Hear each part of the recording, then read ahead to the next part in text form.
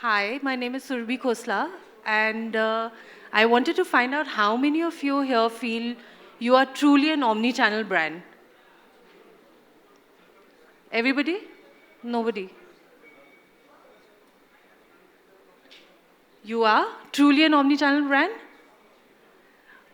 Okay, that's really great because we'll just find out what that really means, going omni-channel completely. So we have with us Mr. Prateek Mahajan.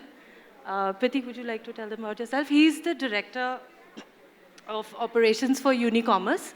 He's been there for about 5 years now, and Hi everyone, thank you so much for coming in. So just a quick introduction about Unicommerce. So Unicommerce is a supply chain technology company and we are the backbone of e-commerce supply chain as it is. So whether it be your warehouses from the back end, how does your system end up managing everything once the order gets received from the customer till the time it gets delivered to the customer. Now we have extended this technology for stores for omni-channels as well as time has gone by. And today the main topic of discussion has been around how omni-channel actually can be the future proofing of fashion as well. And I basically come in from around 12 years of e-commerce experience across e-commerce platforms, across my own startup, and now working at Unicommerce at a senior leadership level. so quickly, Unicommerce, I'm sure a lot of you are very, very familiar with the company. But just to give a quick roundup, it offers a comprehensive suite of SaaS products, and their solutions act as a nerve center for e-commerce fulfillment operations. And they guide brands and retailers through the complete post-purchase journey. Uh, Sorry, am I correct? Yeah, okay.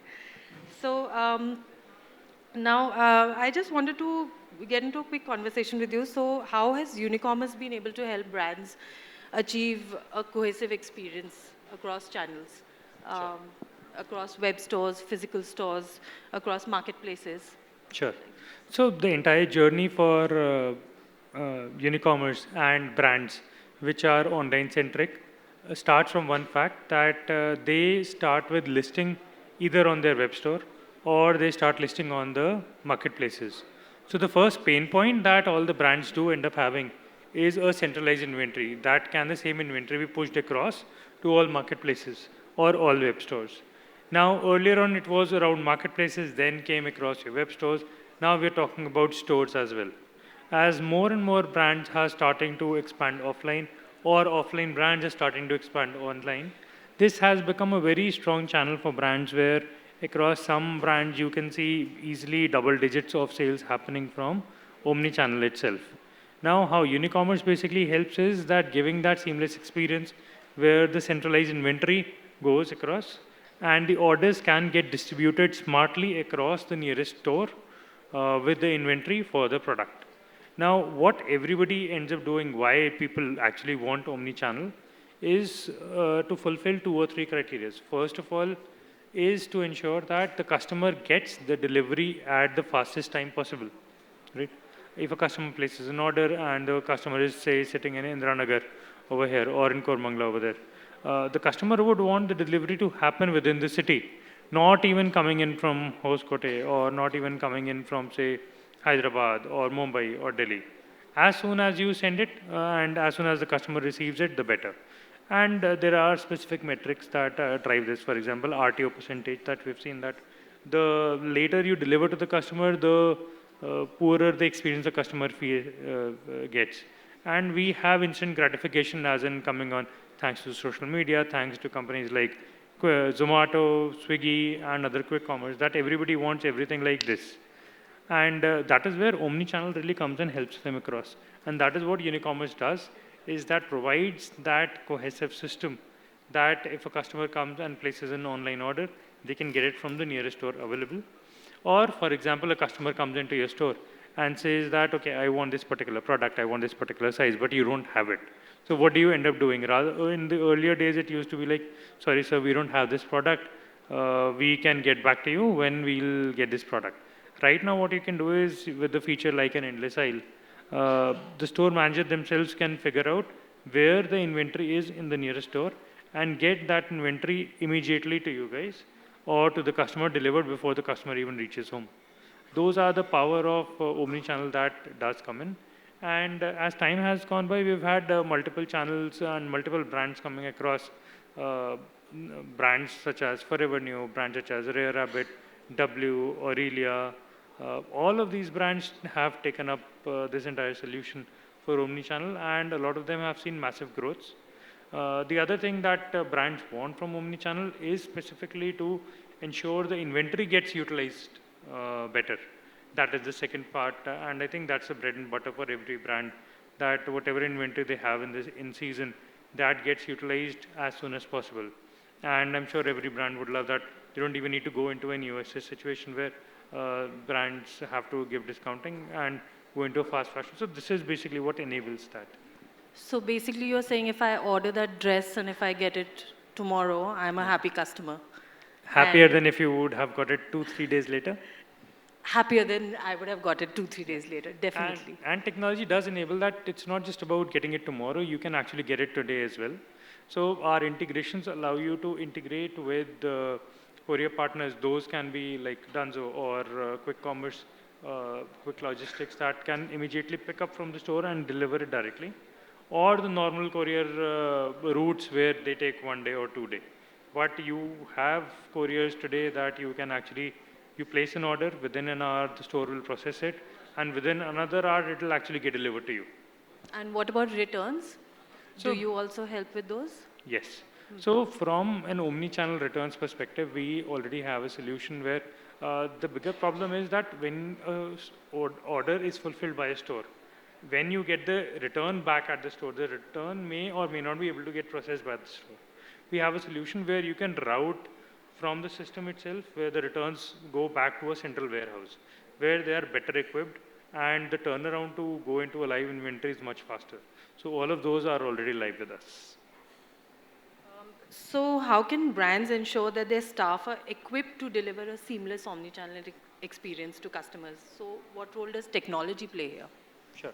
So when we talk about technology and the store stuff, I've gone across discussion with a lot of brands who come and specifically tell us that my store is not motivated enough or my store staff is not motivated enough to process the orders on time.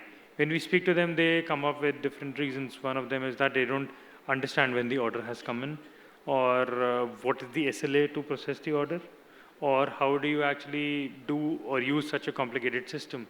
Uh, Normal systems enable you to first pick order, then pack it, then manifest it, then hand over. There are multiple steps. So what we have done is that cut that entire thing out and given a single step order processing way that, for example, if your store operates on an EN, right? Whenever an omni-channel order comes, first you have to accept. What we are doing is to just ensure that you can take your product, scan your EN code, that is when the order will get accepted, then scan again, the order will get processed, and then the courier will get allocated. So it's going to be as simple as that to allow your store staff to be taken care of. Then you have to have a unified dashboard, an omni-channel dashboard that for every business that runs in, there is a control tower or a control center that acts as a nerve center. He's the one or she's the one calling everybody that, why are you not doing this? These SLAs are coming in across, so on and so forth. So that centralized dashboard is very, very important, and that is what we provide as well to give to the brands. Apart from that, a quick store support is what is needed where the staff may not be trained properly. How do they process an order when they're facing an issue? They can go through multiple documents. They can just raise a chat ticket. They can raise a phone call to get these orders processed. But the main idea is to process it within SLAs. So I just have one follow-up question to this. Do you actually collect a lot of customer data analytics to build your software? How do you integrate in your software? How do you help brands? I'm sure a lot of data collection goes into. Sure. So, in the end, when we say about data collection, whenever a brand is selling offline, they're selling on their own websites, the data is theirs. And one of the most important things that is there is that when that data comes in, the brand gets a lot of power to utilize that, and they have CRMs which take in the data and process it. For example, you want to target specific customers who are buying, say, just trousers from your store or just buying shirts from your store. So you can target those brands and use that data based on the data analytics that come in. You can slice and dice your data based on the location at which they are picking the products up, the vertical what is selling across, the specific SKUs, or maybe a repeating customer, or maybe a customer has had multiple returns. So you can probably just give a call to the customer and ask them that what went wrong and how we can actually end up doing better. Now, once this data is there, what we have also done is very, very importantly, is that provided a data, how would you like to put it, a PII security where a person who does not need access to the data cannot even see the data at Unicommerce anymore. So there have been a lot of times as time has going by, data has become the new oil, and data may end up going into the wrong hands as well. So what we have done is that unless and until the person requires the data, the person will not see the data at all, even on Unicommerce panel, even on the reports, and that is something that has become a very important parameter for the brands, where they don't want that data going out to anybody. India's retail market is experiencing a drastic change as we are going forward. What do you see the future as, and how is technology going to contribute to fashion's evolution as we see it now? Sure. So yes, India's fashion is definitely a growing market. We have seen new brands that are coming in, and almost every day I think we've seen brands on Shark Tank pitching, we've seen brands getting exits, and that is what kind of encourages the entire ecosystem to start up to get those success stories. And as more and more exits are happening, thankfully a lot of entrepreneurs are actually giving back to the ecosystem, funding more brands, and helping with the entire ecosystem. And more offline first brands are understanding the importance of being online first, being an omni-channel centric part. Now, how technology does play into this, first and foremost, is the data. You can make intelligent decisions, and there are brands, retailers across the world that use data to get and make very important decisions, whether it be your inventory planning decisions, whether it be your customer happiness parameters, whether it be your return scores, whether it be your quality parameters. All of that gets driven by data, and data becomes that important part. Any new brand that is coming up, or any brand that is not looking at data, has to start looking at it with various cuts. That in itself becomes very important. The other thing that I see is omni-channel. Basically, when you talk about omni-channel, what does omni-channel specifically mean? It's not just about fulfillment of an order. It's at every point, every touch point.